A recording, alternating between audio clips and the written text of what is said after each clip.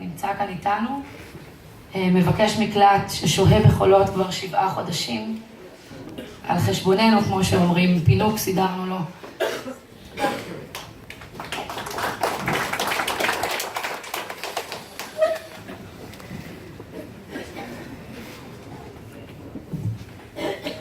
שלום לכולם, קוראים לי תספדגי, אני בן 32, אני באתי מחולות, אני באתי לישראל 2012 בינואר. סליחה, אני מתחיל לדבר באנגלית, לספר כל הסיפור שלי, קצת קשה לי, זה בסדר? First, I want to thank you everybody. I want to thank all those who planned to this event.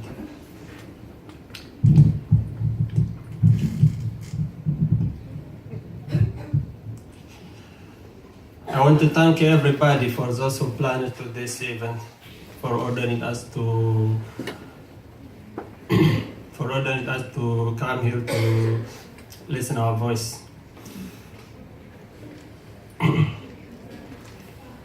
I would like to express my appreciation to all of you here. I am from Eritrea, a nation with one party state,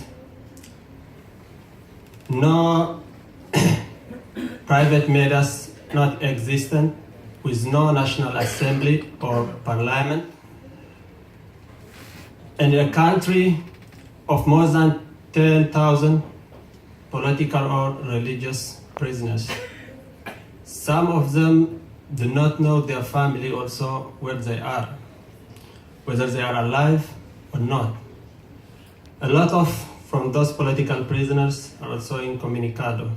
Some of them members of the National Assembly, some of them writers or authors like you.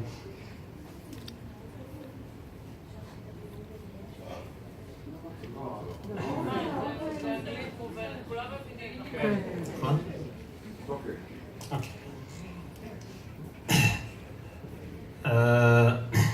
And it's known also, it's undoubtable that Eritrea, the Eritrean regime, has a mass human rights violation against its own population, and also uses an open and indefinite slavery in the army and private sectors.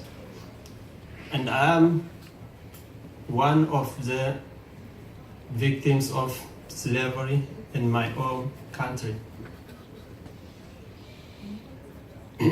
When I was in a college, I was forced, without my willing, to participate in a house construction of the military generals.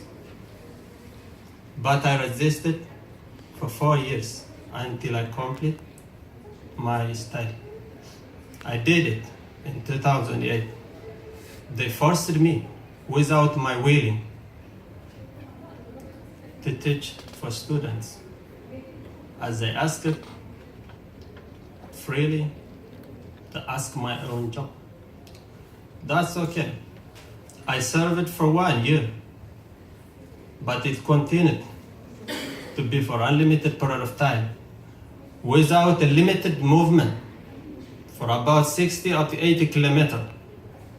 And they rejected to give me my certificate. And I did for more than 2 years. I asked also to demobilize me to live in the country freely. I am a citizen, but my citizenship doesn't work.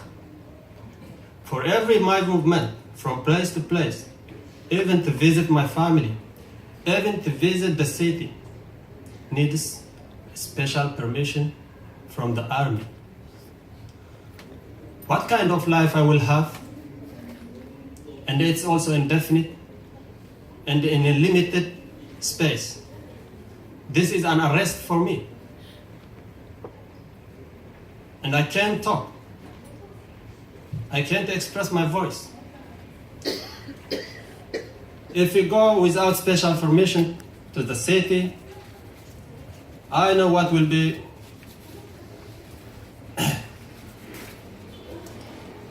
I know what will happen.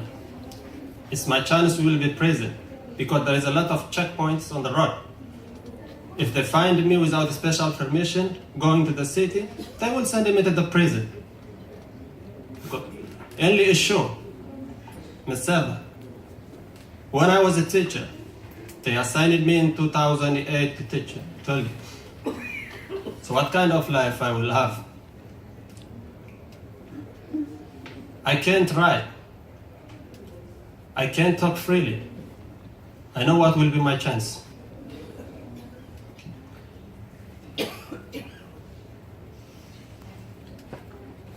Thank you.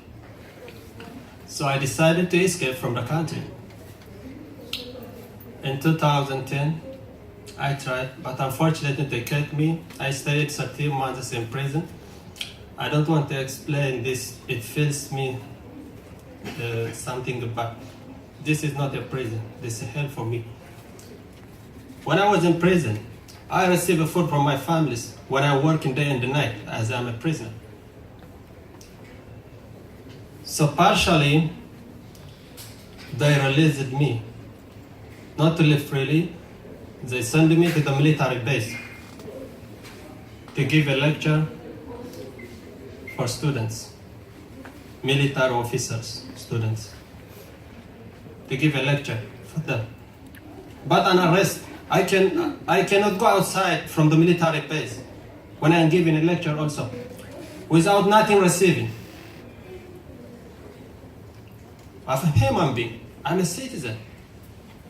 When I'm teaching, what I can do? At this time, one of my families passed away. I asked to one of my relatives, he was working in the military base, to help me to visit my family.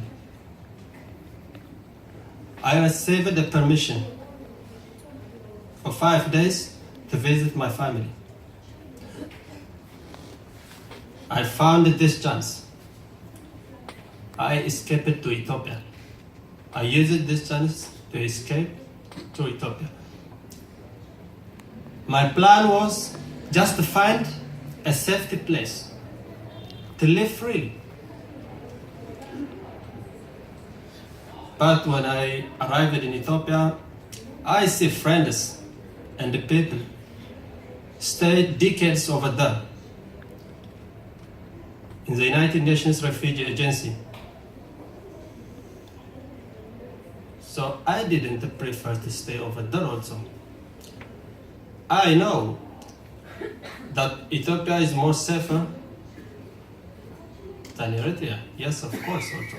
They welcomed me, but I didn't prefer to stay in the United Nations Refugee Agency by receiving 10 kilos of flour, oil, and chickpea, and remote areas from the city without electricity and pure water.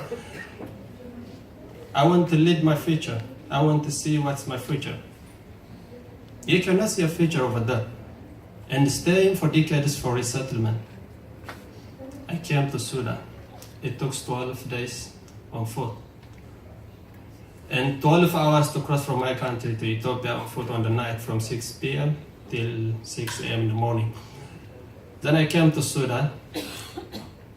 Our government, the region, is in mutual relationship with the Sudan's government. Even they can pick you back to Eritrea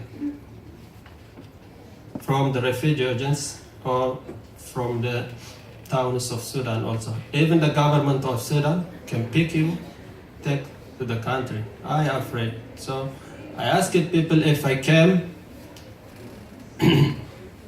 to Israel. Some of my friends told me not to come to Israel because they know the government is not treating us well. But what will be my chance? I am afraid to stay in Sudan. And I asked people those who can help me if I continue my study in South Africa. It costs money. Nothing I can do. Okay. So I came to Israel. So you know, there is a recent move by the government of Israel to deport us to Rwanda. Really, this is terrible and scary about this.